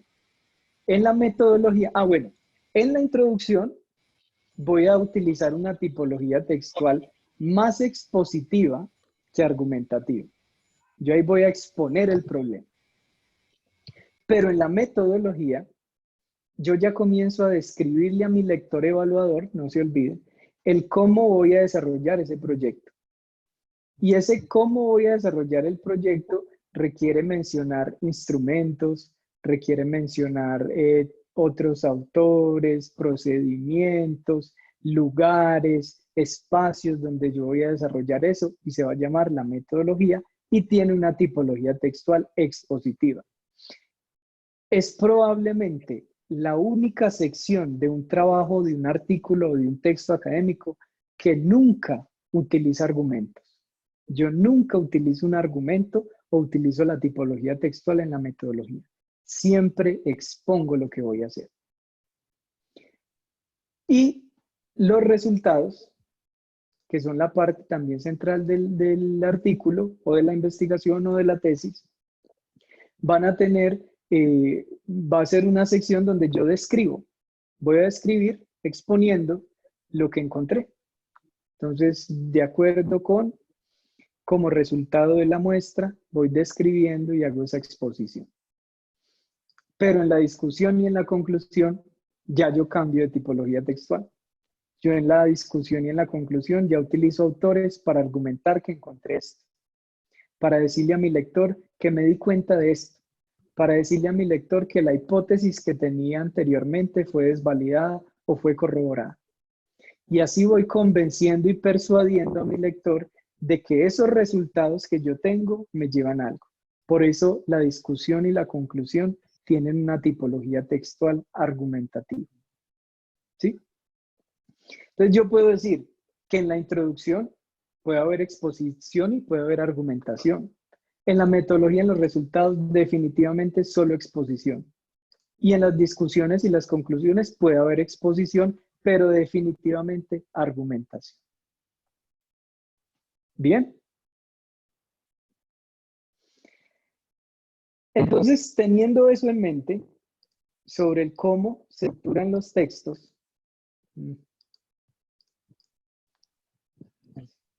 todo esto, sobre el cómo se estructuran los textos, ya vamos a entender nosotros que entonces el género discursivo, que en el caso de ustedes va a ser tesis, el género discursivo se llama tesis, el género discursivo se llama ensayo, de pronto les piden un ensayo, o el género discursivo se llama artículo de revisión o artículo investigativo. Y esos géneros, como el ensayo, como la tesis, tienen unas convenciones. Es decir, normalmente siempre se escriben de la misma manera. Siempre tienen una introducción, una metodología, un resultado, una discusión, una conclusión. Siempre en la metodología hay una tipología textual que es expositiva. Siempre van a utilizar, van a tratar de omitir el género, el agente pronominal, o sea, decir yo, él, ella, ellos, normalmente no se utiliza. O sea, hay una cantidad de convenciones que son las que tenemos que entender desde los elementos microestructurales, porque ya hicimos todo un recorrido sobre la macroestructura que compone de alguna manera los textos académicos científicos. Yo seguro, creo que para estudiar todo el proceso de la argumentación y la exposición y los textos académicos, pues necesitamos por lo menos unos 2 años o un tiempo mucho más amplio que pues la hora y media que me dieron para pues presentarles a ustedes más o menos qué es la macroestructura. Pero logré hacer un recorrido un poco irresponsable porque faltan algunos autores e información que ustedes pueden ahondar desde las lecturas que haya en el módulo, desde el video de Castelló, como presenta las estructuras, y desde les quiero compartir, yo me voy al participantes. Lady, yo les puedo compartir ya un texto. Sí, profe, pero por el chat. Por ¿O el es un chat. link? Es un texto, se los quiero adjuntar como para que lo tengan allí. No, profe, yo creo que en ese caso, entonces, enviarlo también junto con la presentación para que ellos Listo. también se lo adjunten ahí en la plataforma. Bueno, y claro que es que este texto ni siquiera es como, no es una lectura complementaria, sino como de esas lecturas que para los que están interesados, pues yo me tomo el atrevimiento de montárselo ahí. Queda en el chat el modelo de Creating a Research Space, que es lo que les hablé de John Swales y de cómo se presenta el territorio, cómo hay un nicho, cómo se ocupa ese nicho dentro de los movimientos estructurales. Y pues ese elemento les ayuda un poco a entender más o menos cómo se componen, y si están muy interesados de toda esa información que les di, también les puedo entregar ahí. Yo busco este texto que les permite a ustedes entender un poco más, si quieren estudiar un poco más sobre las superestructuras y cómo se componen esos discursos y se dividen, que se los dejo allí para no pues montarlo dentro del módulo. Quedan los dos en el chat. Profe, disculpe Sí, un momento. Lady. También puede, entonces, en ese caso, intentar a ver si por ahí también les puede enviar la presentación, de igual manera bueno. para que les quede en la plataforma. Pues Bueno. se envía el correo para que le quede en la Pero, plataforma a ellos. Para que les quede en la plataforma, porque sí creo que debe quedar en la plataforma la presentación. Pero entonces ya en un momento les adjunto también la presentación de hoy. Pero entonces, como ya vamos llegando y ya he hablado como 2 horas, llega el momento de las preguntas, donde vamos a abordar todas las preguntas que ustedes tengan para yo poder ir como aclarando un poco toda esa cantidad de información que acabamos de presentar y de procesar. Bueno, profe, yo quiero hablar. Antes de darte la palabra, Norma, Luz Mari Montoya nos escribió hace ya un buen tiempo, a las 7:30, nos dijo: buenas noches, tendremos capacitación de las normas APA 7, de modo que tengamos uniformidad en los conceptos. Gracias. ¿Cuándo? Norma, sí, la respuesta es sí. El viernes, que vamos a tener una sesión también así sincrónica, les voy a presentar más o menos un poco la propuesta y la composición de esto, que es el manual de publicación de las normas, para hablar un poquito sobre los elementos básicos de citas referenciadas, textuales, y de esa manera como entender un poquito más o iniciar el proceso de utilizar APA, porque creería yo que ustedes están asumiendo eso y no se aprende en un día. O sea, esto es hacer un ejercicio, conocer la regla, volver a empezar, volver a escribir, equivocarse, corregirse, y así vamos haciendo algunas actividades y algunos ejercicios. ¿Listo? Listo, Luz Mari. Buenas noches. Bueno, entonces, Norma te pidió la palabra y de ahí vamos con José. Listo. Okay. Bueno, Norma, sí. yo ya estuve revisando las actividades. Sí. Veo que hay como aproximadamente unas 10 lecturas Sí. que están en diferentes fases de las actividades. Sí. Hay unas que son complementarias, bueno, en fin. Yo Sí, me enfaticé en la parte donde dice lectura capítulo 2, el proceso de composición de textos, ¿cierto? Hablan de ese capítulo 2, pero en la plataforma no lo visualicé. O sea, hablan es de un capítulo 3. Entonces, ahí me gustaría saber, porque ese texto del capítulo 2, que dice que es de Montserrat Castelló, ¿cierto? Es supremamente importante para lo del cuestionario de aprehensión de saberes sobre textos académicos, y dice que hay que resolverlo. Sí. Entonces, no visualicé esa lectura, o no sé si está bajo otro nombre en la plataforma, porque la verdad no lo visualicé. Es muy probable. Voy a revisar, ya me metí en el módulo. Sí, porque habla del capítulo, pero del capítulo 3. El capítulo 2 no lo visualicé, y pues traté de revisar lo mejor que pude, pero la verdad no lo encontré. Entonces me preocupa porque con base en esa lectura del capítulo 2 hay que descargar el cuestionario de aprehensión y resolverlo, ¿cierto? Sí, el cuestionario de aprehensión yo pensaría que lo pueden desarrollar con lo que hemos hablado hoy. Ya, sí, esa era la otra pregunta. El cuestionario sí. de aprehensión habla de un ensayo que supuestamente nosotros tuvimos que haber presentado al inicio de la maestría, pero en mi caso yo nunca hice ese ensayo. Entonces dice, y las preguntas van enfatizadas a ese supuesto ensayo que tuvimos que haber realizado antes de iniciar la maestría. Entonces mi pregunta es, ¿dónde lo que... ese ensayo? Norma, yo lo que puedo pensar es que yo aquí no sé si tengo acceso a lo que ustedes están viendo, pero sí puedo pensar que hay algunas, yo creería que hay algunos restos del otro curso, de la otra profesora, que se están mezclando con lo que ustedes tienen que desarrollar. Voy a revisar eso y le voy a decir a Univirtual desde la dependencia de pedagogía sobre cuál es esa cuestión, pero estoy seguro que el ejercicio de estrategias metadiscursivas, que es la primera actividad, no requiere de un ensayo. No, O sea, es que dice que con base en el ensayo que presentamos al inicio de la maestría, pero no hubo tal ensayo. No es necesario, no. Para hacer la primera actividad no es necesario hacer un ensayo previo. Para hacer la primera actividad, lo único que estamos haciendo es tratar de identificar cuál es su grado de conciencia sobre cómo opera el lenguaje. ¿Sí? Es simplemente eso. Identificar si ustedes... Pero lo que pasa es que esa es la segunda actividad, profe. La que dice Norma es la segunda actividad. Ah, ya estamos hablando. La que dice Norma es la segunda actividad que tenemos que utilizar. Sí, exacto, la segunda actividad. Es la segunda actividad, profe. Sí, muchas gracias, compañero. Menos mal, sí, entonces espero. Sí, qué vergüenza, profe. Sí, no le dije qué actividad. Es la segunda. Es que la actividad, es la segunda. Estamos hablando de dos cosas muy diferentes. Sí, no, en la actividad 1 no hubo ningún problema porque es un cuestionario virtual, ya lo resolví, lo hice como 3 veces hasta que por fin. ya no me posicioné, ya entendí, listo. Entonces te aclaro esto. Sí. Te aclaro esto de una manera muy sencilla. Para hacer la actividad número 2, venga, yo la abro para estar ahí. A ustedes les debe reflejar es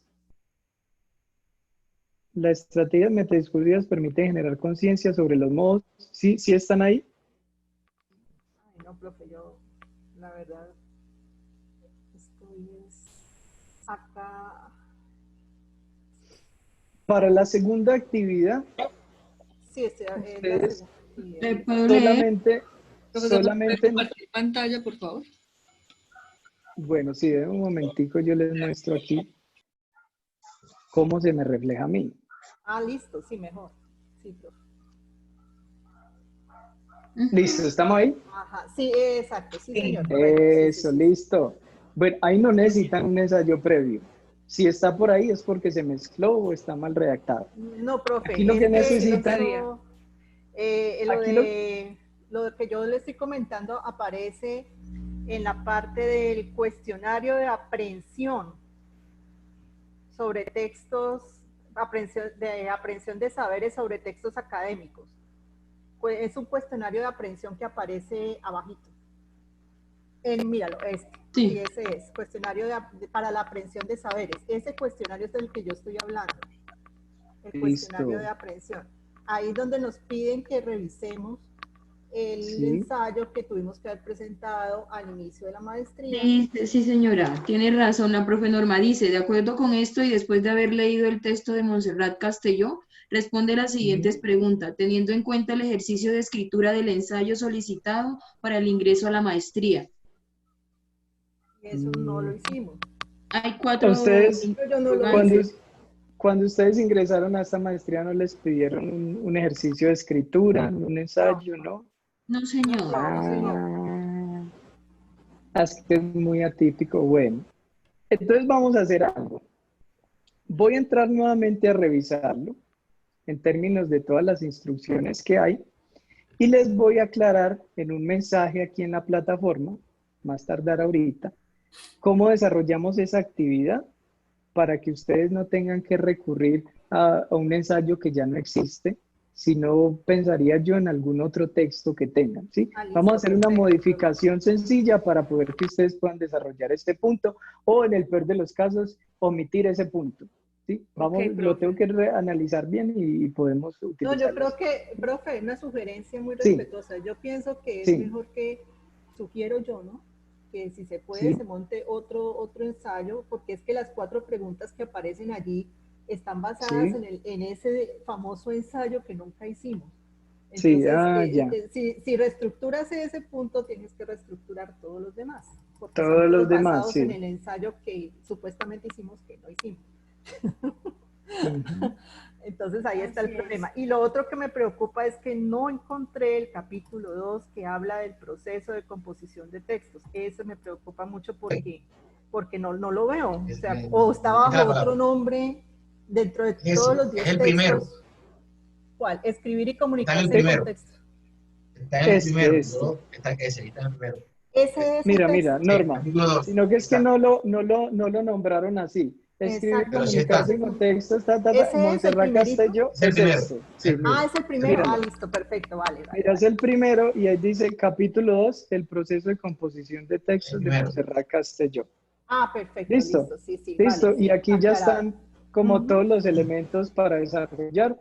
Hacia el cierre del texto están los perfiles y todas las preguntas que pueden utilizar para abordar eso, ¿sí? Y ya les aclaro si pueden utilizar más bien un ensayo de cualquier ensayo de su autoría de lo que hayan construido desde sus textos para desarrollar esas 4 preguntas. ¿Listo? Ok, vale. Bueno, Vale, muchas volvamos un gracias, poquito al tema de la presentación. José, Profe. ¿tenía alguna pregunta? Sí. Listo. Buenas noches para todos. Buenas noches. Profe, antes de la pregunta es una preocupación, porque es que a mi correo no llegó el link de esta videollamada. yo también, Me tocó recurrir a un compañero, porque me llegó el mensaje, pero no me llegó ni hora ni el link. Entonces, por eso llegó un poco tarde. Si el compañero no me avisa que hay una videollamada, no participo porque decía, espero una videollamada, pero no me dieron ni hora, ni día, ni tanto el mensaje que está en la plataforma como el mensaje que me llegó el correo electrónico. Para que revisen eso, a ver qué pasó. Bueno, a mí José, sí me pero llegó. igual ya no es necesario pues que ustedes reciban como una invitación. Ya las dos sesiones que vamos a tener sincrónicas solamente serán durante esta semana por lo de Semana Santa. Entonces tenemos hoy, 31 de marzo, y la próxima será el viernes 3 de abril a las 7 de la noche. Y listo. Son las únicas 2, para que ustedes sepan cuáles son las sesiones de trabajo. Solamente estas 2. Dentro de los textos que usted subió, no recuerdo, creo que el tercero o el segundo, habla de 100 páginas, de 100 hojas, de 100, dentro del índice habla de 100 y solo alcanzó a percibir 37. O sea, las otras no me las muestra. Creo que en el segundo... Entonces, también debe ser un error como en la redacción de las instrucciones, porque el texto que hay es el texto que hay. El texto, en su hoja de introducción, me habla de 100 hojas, capítulos, y al momento de descargarlo, solo me descarga 37. No sé si es que está mal cargado, pero no lo puedo imprimir por esa razón. ¿Y de qué texto estamos hablando, José? Creo que es el tercero o el segundo. No tengo aquí. No. ¿El tercero o el segundo? Creo que son 133. No sé. Pero verá, les aclaro eso, a ver si de pronto es el segundo. Estoy viendo el primero. ¿Segundo o tercero? Ya, le explico qué es lo que pasa, José. Lo que José nos está presentando, en que les comparto la pantalla, refiere a este texto de unos profes de acá de la Universidad Tecnológica, que son la profesora, la doctora Cisneros y el doctor Olave, que tienen un texto que se llama Redacción y publicación de artículos científicos desde el enfoque discursivo. Como este texto pues nos pertenece a nosotros como universidad, pero los derechos son de la casa editorial, que creo que son ediciones de la U, Ecoediciones. Entonces, yo les cuelgo a ustedes la tabla de contenido con todo lo que tiene el libro, pero solamente vamos a trabajar el capítulo 2, ¿sí?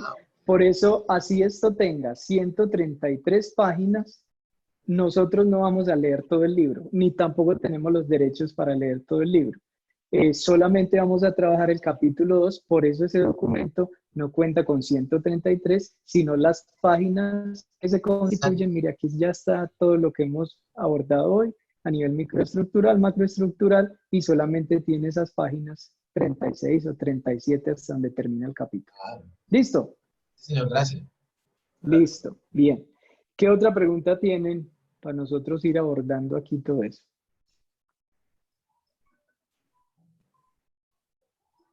Profe, todo ese material que está colgado en la plataforma es para leerlo, ¿cierto?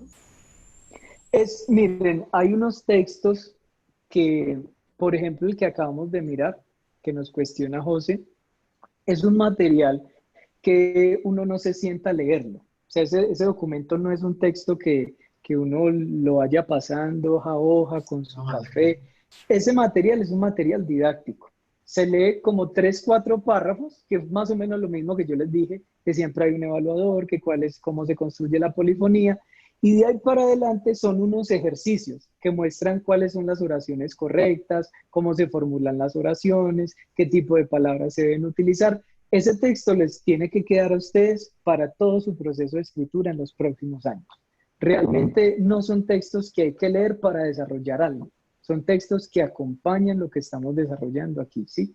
Cuando aborden los textos se van a dar cuenta. Digamos que el texto más largo es el de Castelló, y ese texto, pues, es un resumen de lo que hemos hablado. Pero los otros textos son acompañantes.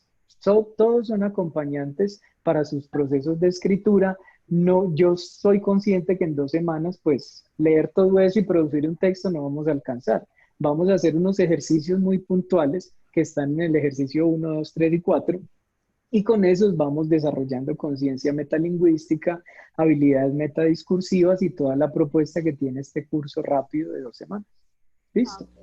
Y vayan acompañándose. Recuerden, cuando empiecen a escribir un ensayo, vuelven al capítulo 2 de Cisneros y Olave y dicen, ¿cómo es que se construye una oración? Y entonces ahí van a ver, la pronominalización debería empezar por medio del verbo, el sujeto, el objeto, y tan. Ahí van, es un elemento que se va utilizando. Lo mismo que otros textos como conectores discursivos. Yo ahí les paso es un listado de recursos y dispositivos que pueden utilizar cuando estén escribiendo. Si ustedes se sientan a leer eso, pues les da mucha pereza, porque es una cantidad de conectores, son listados de conectores. Yo los utilizo cuando escriban. Y lo mismo el manual de APA. No les estoy diciendo, léanse las 200 páginas del APA, no. Les estoy diciendo, cuando necesiten citar un video de YouTube, abran la página que ahí está y miren cómo se cita. Cuando necesiten citar un artículo, abran la página y miren a ver cómo se desarrolla. ¿Listo? Vale, gracias, no, ese es como el proceso, ¿sí? Porque este no es un seminario de contenido, este es un seminario de desarrollo de actividades y procedimientos. Y como es tan didáctico, no podemos abordar como la lectura para teorizar. Si se leyeron ese texto, no es necesario, ¿sí? No es necesario abordarlo así. ¿Bien? Vale, ¿más preguntas? Listo. Yo quiero que me haga un favor y me dé un poquito de orientación con relación a la actividad 2. Sí, señores, que pues nos dicen que debemos aplicarle una técnica de estudio a un texto, pero inicialmente en el objetivo de la actividad nos dice que seleccionemos un fragmento de su propia escritura académica y caracterizar rasgos propios en la composición de textos escritos. No, eso está incoherente. ¿Cómo? No. Mira, Katy, lo que vamos a hacer es, trata de omitir lo que hay en la ruta de aprendizaje, porque lo que tienes que hacer es leer el texto de Montserrat Castelló, capítulo 2.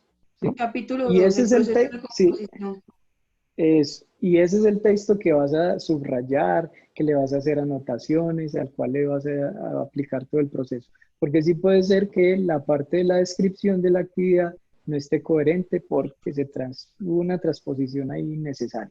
Pero la actividad yo les valido que es eso, leer el capítulo 2, desarrollar el cuestionario, entender lo que dice allí. ¿Listo? Bueno, sí, señor, muchas gracias. Listo, Katy. ¿Más preguntas?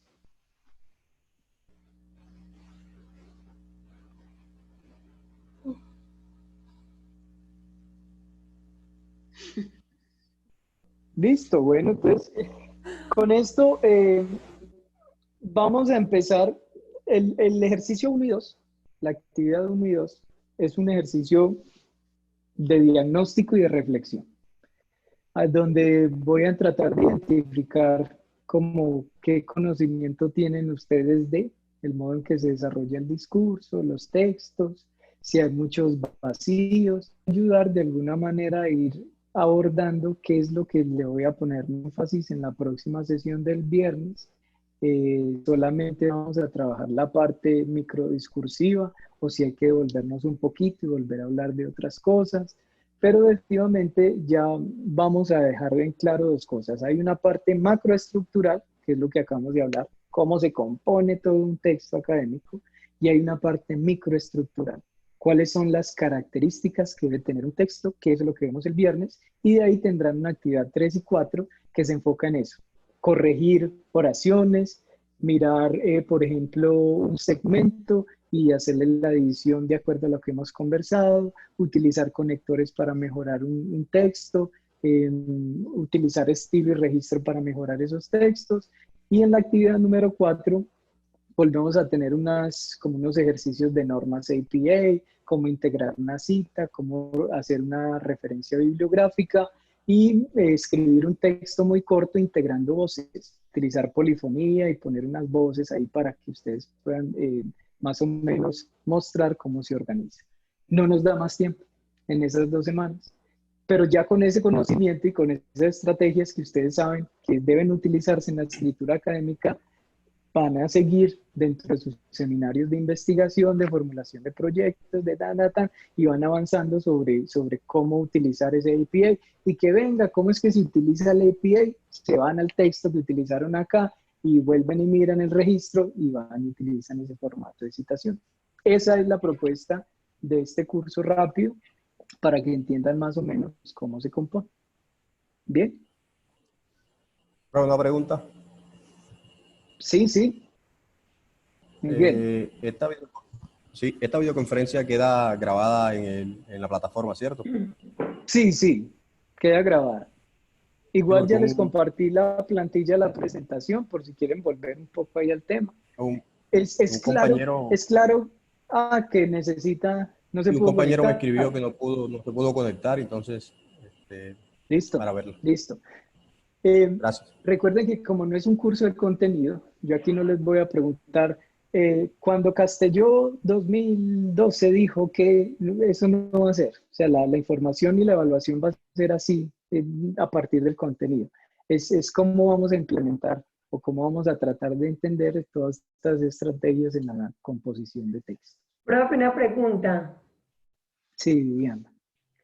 Pues sabiendo que, o no sé, empezando este curso, miramos de que ese seminario va a ser importante, que lo vamos a necesitar para otros cursos posteriores, para la escritura de tantos textos, porque la necesidad de hacerlo como curso rápido o seminario rápido, porque no se extendió, sabiendo que de pronto nos van a quedar un montón de vacíos pues de escritura. Yo no escribo desde que estaba en la universidad hace tiempo, y volver a escribir, escribo cosas del colegio, claro, pero no volví a hacer riguros de escritura porque es tan cortico, porque la necesidad de hacerlo así. Yo no soy director de la maestría, pero de pronto Hernán tiene un argumento mucho más fino del por qué se va a construir así o por qué se hizo así.